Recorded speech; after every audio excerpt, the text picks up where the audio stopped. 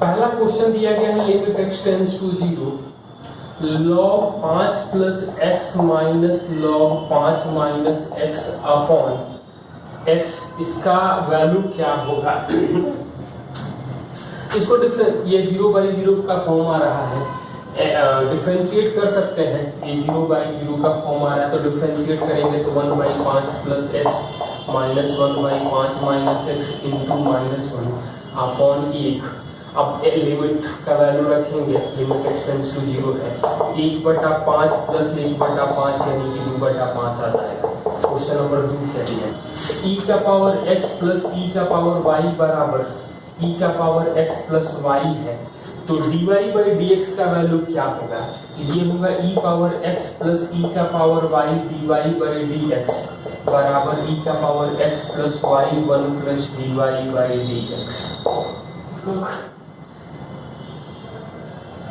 dy/dx का coefficient check करेंगे तो e power y minus e का पावर x प्लस y मिलेगा और इधर आएगा e power x plus y minus e power x। अब हम लोग लिख सकते हैं e power x plus y में से e पावर x को घटाएंगे तो ये हमें मिलेगा, इसका वैल्यू आ जाएगा e पावर y। यहाँ e पावर y में से e power x plus y को घटाएंगे तो इसका वैल्यू ये आएगा माइनस e पावर x। अब dy/dx का वैल्यू लिख सकते हैं e का पावर y बटा में माइनस e पावर x या e माइनस e का पावर y माइनस x, जो भी लिखना है या जो भी ऑप्शन दिया गया है उसका ध्यान रखेंगे। मतलब 3 दिया गया है 1/x का पावर x का मैक्सिमम वैल्यू क्या होगा। तो मैक्सिमम पूछा गया है तो सबसे पहले इसको y मान लें, यानी कि log y का वैल्यू जो आ जाएगा वो x log 1/x या माइनस x log x आ जाएगा। जब भी हमें मैक्सिमम मिनिमा निकालना है तो dy/dx को पहला स्टेप है कि 0 करना है, यानी कि 1/y dy/dx बराबर minus x into 1/x minus common कर तो प्लस ये आ जाएगा 1 इंटू लॉग x। अब इसको 0 करेंगे तो ये तो 1 आ रहा है, मतलब कि 1 प्लस लॉग x 0 आएगा तो x का वैल्यू आ जाएगा 1/e आ जाएगा, मतलब log x आ जाएगा माइनस 1x आ जाएगा 1/e, e पावर माइनस से 1 या e 1/e। अब हम लोग ये जान रहे हैं कि मैक्सिमा या मिनिमा दोनों में से एक ही मिलेगा क्योंकि एक ही पॉइंट है और हमें मैक्सिमा पूछा गया है तो कोई ज़रूरत ही नहीं है कि हम डबल डिफरेंशिएट करें और सीधे सीधे x का वैल्यू 1/e पुट करेंगे तो y का जो मैक्सिमम वैल्यू मिलेगा वो मिलेगा e का पावर 1/e। क्वेश्चन नंबर 4 क्या दिया गया है 5 सेंटीमीटर कर्ण वाले समकोण त्रिभुज का अधिकतम क्षेत्रफल क्या होगा। तो कर्ण 5 दिया गया है और मैक्सिमम एरिया पूछा गया है, यानी कि यदि हम इसको a और इसको b करें तो एरिया मैक्सिमम होगा जब ये साइन मतलब ये थीटा जो आ जाएगा वो 45 डिग्री होगा। इसका मतलब ये 5/√2 और ये भी 5/√2 आ जाएगा। तो एरिया का जो मैक्सिमम वैल्यू होगा 1/2 5/√2 कोणे 5/√2 यानी कि 25/4 स्क्वायर यूनिट आ जाएगा। क्वेश्चन नंबर 5 दिया गया है x√x प्लस 1/x प्लस 2 का इंटीग्रेशन क्या होगा। तो सबसे पहले रूट में है x प्लस 1 तो इसको t स्क्वायर मान लें तो dx का वैल्यू आएगा 2t dt, मतलब x की जगह t square minus 1 into t 2t dt upon t square plus 1 लिख सकते हैं। अब हम लोग गुणा करेंगे तो क्या मिलेगा, तो 2 बाहर कर लें टी स्क्वायर है तो t power 4 minus T square by T square plus 1 dt कर सकते हैं। अब हमें सॉल्व करने के लिए क्या करना होगा, तो t power 4 minus 1 minus T square plus 1 upon T square plus 1 है तो यहाँ हम लोग भाग देंगे, 2 रहेगा ही रहेगा, ये तो कांस्टेंट है dt है। तो सबसे पहले हम लोग यहाँ पे भाग देंगे तो ये आ जाएगा टी स्क्वायर माइनस 1, माइनस यहाँ कॉमन करेंगे तो टी स्क्वायर माइनस 1 आएगा तो T square plus 1 minus 2 by T square plus 1 ऐसा हम लोग इसको लिख सकते हैं, इसको लिखा जा सकता है 2t² माइनस 1 माइनस ये भाग देंगे तो 1 आएगा और प्लस 2/t² प्लस 1 ये dt आ जाएगा। अब इंटीग्रेट करेंगे तो क्या मिलेगा, तो 2 टाइम्स t² माइनस 1 यानी t³/3 माइनस t माइनस 1 का भी तो t आ जाएगा यानी कि माइनस 2t हो जाएगा, plus 2 tan inverse t plus c हो जाएगा। अब t का मान हम लोग यहाँ से रख सकते हैं √x प्लस 1, जहाँ t का मान जो है √x प्लस 1 है, इसको ध्यान से देखिए। दिया गया है dx/2 प्लस cos x का मान क्या होगा। तो जब भी ऐसा टर्म पूछा जाए यहाँ cos रहे या sin रहे तो इसके जगह लिख सकते हैं 1 minus tan²x/2 by 1 plus tan²x/2।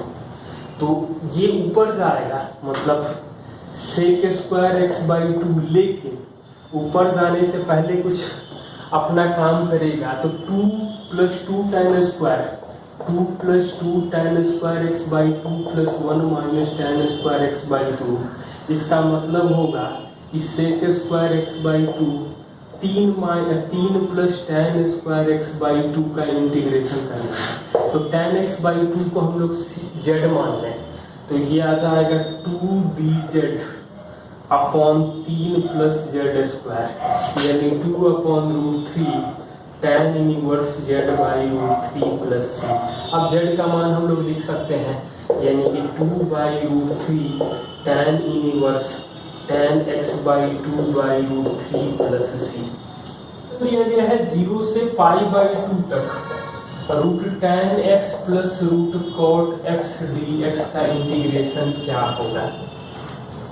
तो इसको हम लोग लिख सकते हैं 0 से π/2 √sin x upon √cos x और √cos x upon √sin x LCM लेंगे तो √sin x into cos x, तो ये मिलेगा sin x plus cos x dx।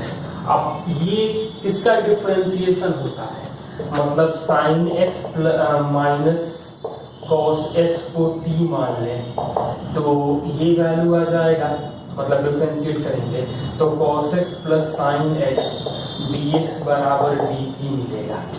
इसका मतलब ये हो गया, और ये तो मिल चुका है, लेकिन इसका स्क्वायर करेंगे तो sin² प्लस cos² यानी कि 1 minus 2 sin x cos x बराबर आएगा t²। इसका मतलब हो जाएगा कि sin x into cos x का वैल्यू आ जाएगा, sin x into cos x का वैल्यू आएगा 1 माइनस t²/2।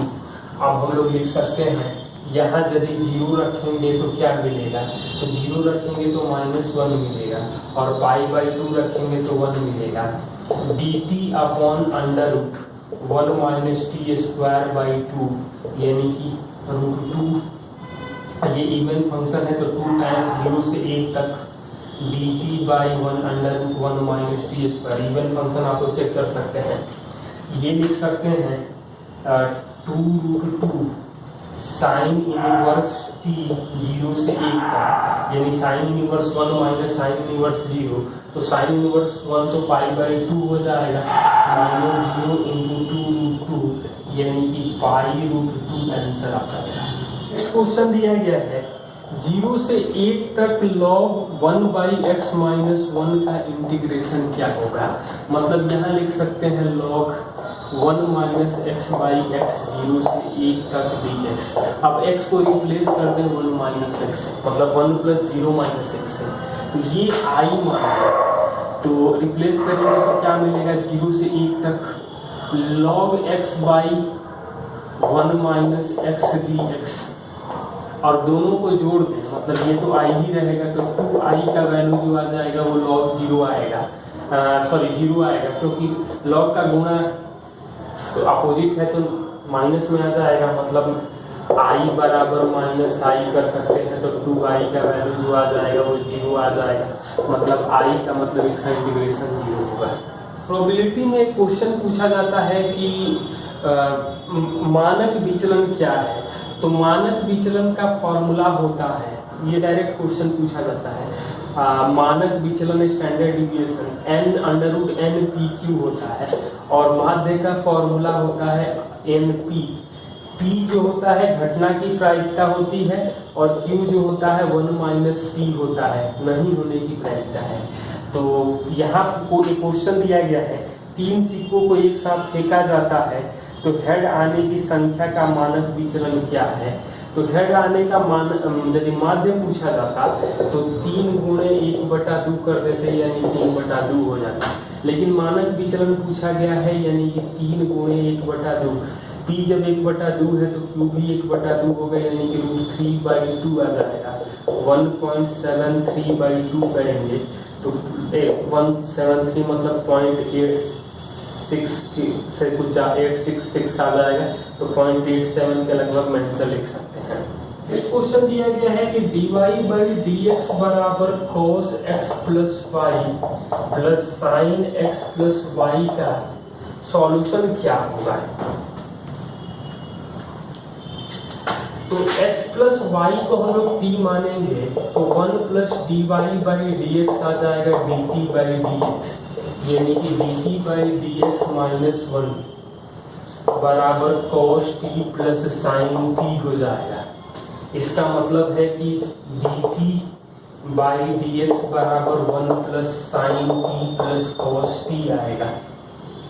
अब अपॉन में कर लें तो dt/1 + sin t + cos t बराबर dx आ जाएगा। अब इसको सॉल्व करने का तरीका क्या है, तो इसको लिख सकते हैं 2 tan t/2 1 + tan sqrt/2 1 - tan sqrt/2 और 1 + tan sqrt/2 और 1 + tan स्क्वायर ऊपर जाएगा तो sec स्क्वायर हो जाएगा sec²t/2 अपॉन ये 1 और 1 2, तो 2 + 2 tan t/2। तो ऑब्वियस ही बात है कि 1/2 बाहर कर लें तो 1/2 sec²t/2 dt upon 1 + tan t/2 कर लें। तो साफ साफ दिखाई दे रहा है कि नीचे वाले का डिफरेंशिएशन ऊपर है और 1/2 मिल रहा है, यानी कि ये सीधे हो जाएगा log 1 + tan t/2 बराबर x आ जाएगा। तो हम लोग लिख सकते हैं 1 + tan x + y/2 बराबर e⁻x × c। अब सॉल्व करना है तो लिख सकते हैं, जो भी ऑप्शन दिया गया है उसको अकॉर्डिंग लिख सकते हैं। fx = 1 - x - 2 का रेंज क्या होगा।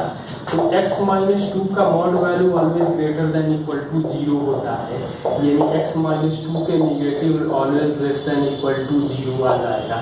तो एक जोड़ देंगे, मतलब 1 - x - 2 का range always less than equal to 1। Less than equal to 1 का मतलब होगा लेस देन इक्वल टू 1, इसका मतलब होगा कि जो ये वैल्यू आएगा मतलब fx बिलोंग करेगा -∞ से 1 के बीच। क्वेश्चन दिया गया है log x² + 4x + 2 का बेस 3 बराबर 2 है, तो x का वैल्यू क्या होगा। मतलब x² + 4x + 2 को हम लिख सकते हैं 3 का स्क्वायर यानी कि 9।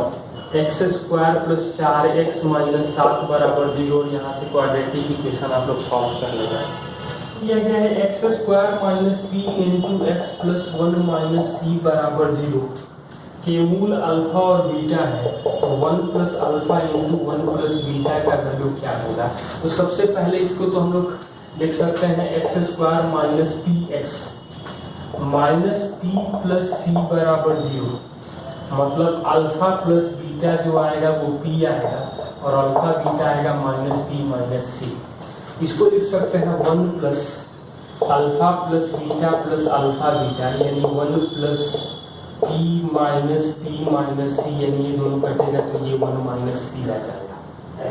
m समानांतर रेखाएं और n समानांतर रेखाओं के प्रतिच्छेद से कितने समानांतर चतुर्भुज बनेंगे। मतलब m समानांतर रेखाएं इस तरह से हैं और n समानांतर रेखाएं इस तरह से हैं, तो कितने समानांतर चतुर्भुज बनेंगे। एक सवाल इसके और मैं बता रहा हूँ। तो m समानांतर चतुर्भुज बनने के लिए मतलब इधर से 2 लाइन और इधर से 2 लाइन mc2 × nc2 लिख सकते हैं। अब इसको लिख सकते हैं m × m-1/2 और n × n-1/2 कि शतरंज में कितने आयत बनाए जा सकते हैं। तो शतरंज में 64 खाने होते हैं, मतलब कि 8-8 खाने इस तरह। तो हम लोग 9 लाइन खींच सकते हैं, इस तरीके से 9 लाइन खींचा जा सकता है और 9 लाइन इधर से भी खींच सकते हैं। तो अब आयत कितने बनेंगे, तो 9c × 9c2 मतलब 36 × 36, तो ये आ जाएगा हमें 1296 हम लोग आयत बना सकते हैं शतरंज में। क्या है कि 4 वॉवेल और 5 कॉन्सोनेंट से 2 वॉवेल और 3 कॉन्सोनेंट से चुनकर कितने शब्द बना सकते हैं।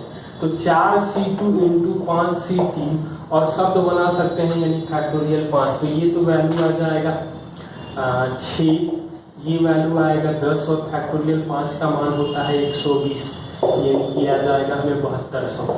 नेक्स्ट क्वेश्चन है, दो संख्याओं का अर्थमेटिक मीन ax है। तो कोई 2 नंबर है a b, इसका अर्थमेटिक मीन x है और इनके बीच 2 गुणोत्तर माध्य है, मतलब ये अर्थमेटिक मीन है और इसके गुणोत्तर माध्य जो है वो दिए गए हैं y और z। तो हमसे पूछा गया है कि y³ + z³ अपॉन xyz का मान क्या होगा और ऑप्शन दिया गया है 1/2, 1, 2 और 3। तो इस तरह के क्वेश्चन सॉल्व करने से पहले हम लोग ये देखें, ये मतलब a y z b जो है वो ज्योमेट्रिक प्रोग्रेशन होना चाहिए। तो हम लोग a को 1 मान लें, 3, 9, 27 मतलब ये y होगा, ये z होगा, ये a कर लें, ये b कर लें।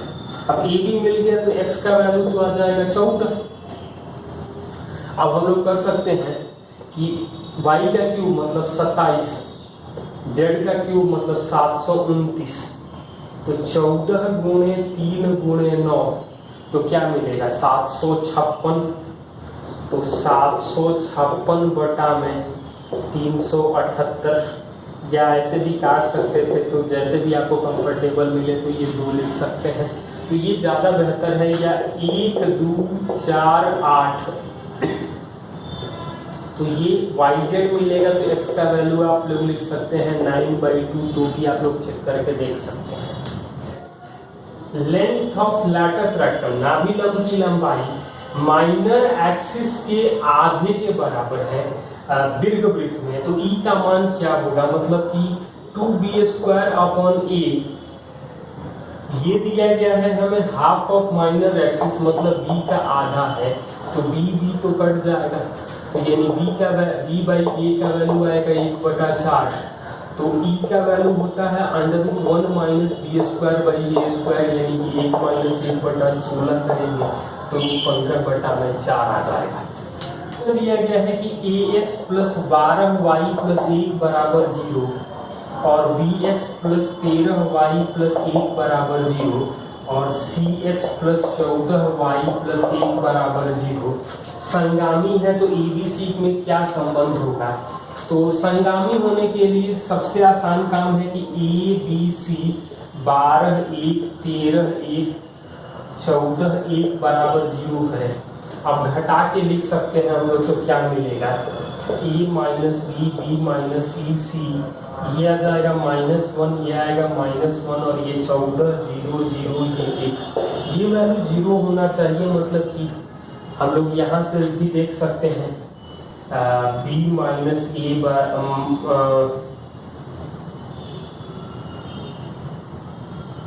प्लस b - c = 0, यानी 2b = a + c होगा। तो ये कंडीशन जो आता है वो ABC AP में होगा, तभी होगा ABC AP में है। x tends to π/4 sin x - cos x upon x - π/4 का वैल्यू क्या होगा। तो सबसे पहले जब इसका वैल्यू पुट करेंगे तो ये 0/0 का फॉर्म आ रहा है, यानी डिफ्रेंशिएट कर दें तो cos x plus sine x by 1 और वैल्यू पुट करेंगे तो ये आ जाएगा 1/√2 प्लस 1/√2 यानी कि √2 वैल्यू मिल जाएगा। क्या गया है tan inverse cos x upon 1 plus sine x का डिफ्रेंसिएशन क्या होगा। तो cos x को लिख सकते हैं sin π/2 माइनस एक्स और sin x को लिख सकते हैं cos π/2 माइनस sin x को लिख सकते हैं cos π/2 माइनस एक्स। अब ये लिखा जा सकता है, मतलब tan इनवर्स रहने दें 2 sin π/4 minus x/2 into cos π/4 minus x/2 upon 2 cos square π/4 minus x/2। तो ये cos तो कट जाएगा, 2 कट जाएगा तो tan इनवर्स tan में मिलेगा, मतलब कि ये π/4 माइनस x/2 y मिला। अब डिफ्रेंशिएट करेंगे तो dy/dx आ जाएगा हमें -1/2। 2x plus y plus 2z बराबर 8 और 4x plus 2y plus 4z बराबर 4 के बीच की दूरी क्या होगी। जब बीच की दूरी है यानी कि ऑब्वियस सी बात है ये पैरेलल है तो कोफिशिएंट बराबर है, तो 4x plus 2y plus 4z बराबर 16 हो जाएगा। अब समानांतर दूरी जो आ जाएगा तो 16 minus 4 upon not value positive भी लिख रहा है तो कोई मतलब नहीं है, 4 स्क्वायर 2 स्क्वायर 4 स्क्वायर मतलब 16 32 4 36 यानी 12/6 का वैल्यू 2 आ जाता है। क्वेश्चन दिया गया है 2 पावर 2018 भागा 17 मान क्या होगा। तो 2 पावर 4 16 होगा तो इसको लिख सकते हैं 504 मतलब गुणे 2 का स्क्वायर। अब यहाँ 17 से भाग देना है तो इसको लिख सकते हैं हम लोग 17 माइनस 1 का पावर 504 गुणे 4 भागा 17। तो 17 को छोड़ देंगे यानी कि -1 का पावर इवन है तो 1 हो जाएगा, ये 4 से गुणा होगा मतलब 1 गुणे 4 यानी कि हमें 4 शेष मिलेगा।